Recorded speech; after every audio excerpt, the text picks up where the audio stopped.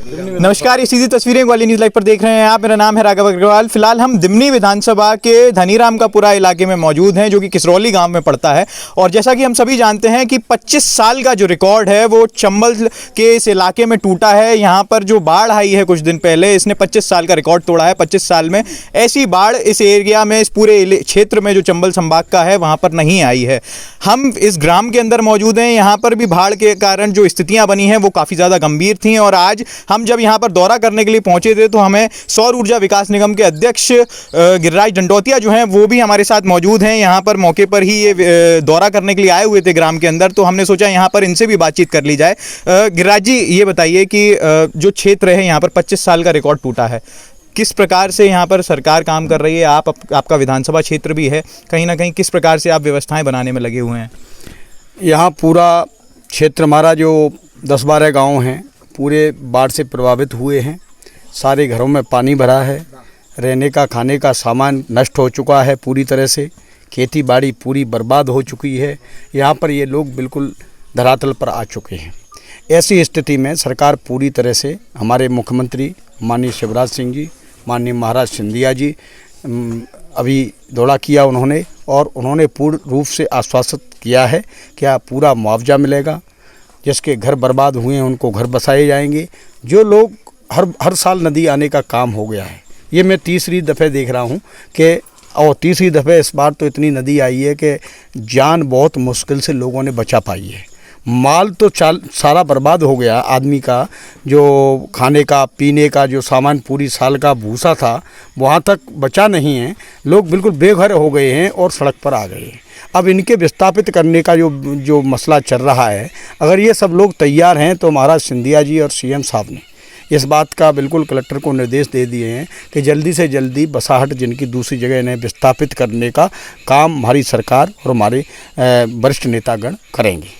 कई क्षेत्रों से ये शिकायत भी आई थी कि जो मदद है वो पहुंच नहीं पा रही है, तो ऐसे में कैसे? चारों तरफ से नदी ने घेर रखा था मदद के लिए। तो इस गांव में खुद हेलीकॉप्टर से हम लोगों ने यहाँ पर फूड पैकेट दिए और अन्य गांवों में भी पहुँचाए। सरकार पूरी तरह से दवाई, पानी की व्यवस्था, बिजली की व्यवस्था, सड़क की व्यवस्था, स्वास्थ्य की व्यवस्था, सारी व्यवस्थाओं में पूरी टीम बनके तैयार है। अब पानी कल उतरा है जी, कल उतरा है तो आज ही मैं गांव में आ गया और 12 गांव में, पूरे गांव में मैं घर घर जा रहा हूं। सब लोगों से यह जानकारी ले रहा हूं कहीं कोई परेशान तो नहीं है। और इतनी भयंकर नदी आई है कि लोग पूरी तरह से बर्बाद हो चुके हैं। अब इनको आबाद करने के लिए हम पूरा प्रयास करेंगे, हमारी सरकार पूरा प्रयास करेगी। इनको पूरा मुआवजा दिया जाएगा, इनके धन की, जान माल की जो हानि हुई है उसे पूरा किया जाएगा। पूरी तरह से सरकार इतने बुरे समय में इनके साथ है, हम इनके साथ हैं, कंधे से कंधा लगाकर इनके साथ।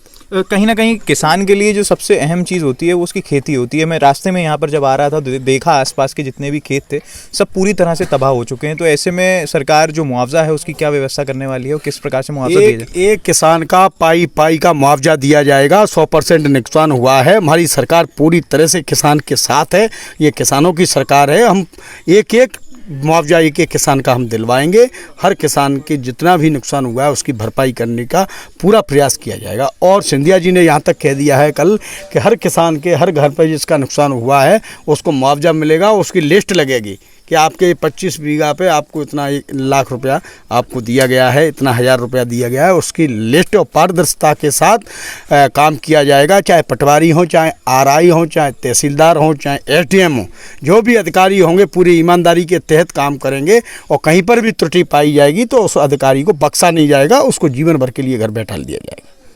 तो ये आपने देखा कि हमारे गिरिराज दंडोतिया जी मौजूद थे, जो कि सौर ऊर्जा विकास निगम के अध्यक्ष भी हैं, और इन्होंने बताया कि किस प्रकार से सरकार लगातार काम कर रही है और एक किसान का जो एक रुपया है जो नुकसान हुआ है खेतीबाड़ी का उसे देने का दावा यहाँ पर ये कर रहे हैं। और सरकार के द्वारा जो भी मदद है वो पूर्ण रूप से पहुँचाने की भी बात यहाँ पर गिरिराज दंडोतिया जी के द्वारा कही जा रही है। और कहीं ना कहीं काफ़ी नुकसान यहाँ पर क्षेत्र में हुआ है। हम आपको अगले जो वीडियो आने वाले हैं हमारे पेज पर उनके द्वारा दिखाने की भी कोशिश करेंगे कि ग्राम में कहाँ कितना ज़्यादा नुकसान जो है वो हुआ है। और हम सब लोगों से बातचीत भी करने की कोशिश करेंगे, जो लोग हैं जो कि प्रभावित हुए हैं उनसे भी बातचीत करने की कोशिश करेंगे।